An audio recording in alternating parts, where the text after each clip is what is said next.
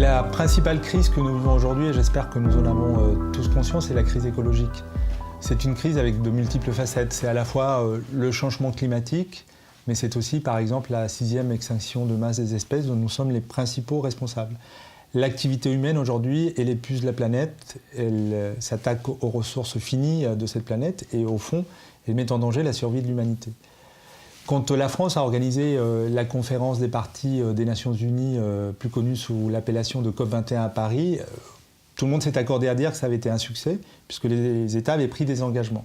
Mais même si ces États respectaient l'ensemble des engagements pris, ça ne suffirait pas pour faire face au changement climatique. Dans les années qui viennent, nous connaîtrons des situations terribles. Des millions de réfugiés climatiques, de déplacés climatiques. Il y a des pays qui connaîtront une montée des eaux, qui mettra en péril leur agriculture. L'Amazonie en souffrira. Et donc, je crois qu'il faut être très volontariste. Il y a des politiques à mettre en place. La transition énergétique est une nécessité. Il faut abandonner le nucléaire qui est un danger, qui est un gouffre financier en France, et viser les 100% renouvelables dans les années qui viennent, à l'aune des années 50. La biomasse, l'éolien, le solaire, ce sont des énergies propres et je pense qu'il faut en effet les promouvoir. Et puis il y a aussi des politiques de transport public. En Amérique latine, par exemple, nous savons les difficultés qu'il y a à privilégier les transports publics. Il y a un manque de volonté politique et donc on n'a parfois pas trop le choix. Les gens se déplacent en voiture et les émissions sont d'une gravité telle qu'il faut sortir de ce modèle en fait. Il y a aujourd'hui quelques villes, par exemple comme Mexico, Bogota, qui font la promotion de transports plus doux. Il y a des pistes de vélo à Mexico et à Bogota et je crois qu'il faut les encourager.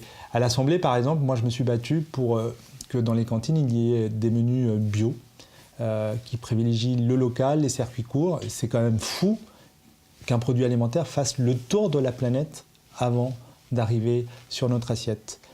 Je crois qu'il faut refonder en fait, de fond en comble, le système de production, la culture de la croissance, produire toujours plus. Et je crois que ça met en danger notre planète, notre environnement. Et puis il y a aussi des leviers plus personnels, la manière dont chaque citoyen consomme. Il y a quelques années, moi j'ai fait le choix de devenir végétarien. D'abord par éthique, il y a la question de la dignité animale, et puis la production de viande. Les pollutions que cela engendre, l'espace que cela occupe, le méthane.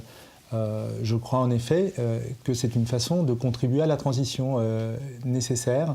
Et quand on consomme, on peut aussi choisir des produits locaux, des produits en circuit court. C'est aussi ça les moyens dont nous disposons pour changer le monde. Parce que la planète est véritablement en danger. L'écologie, ça a été ma boussole pendant mon mandat de député ces dernières années.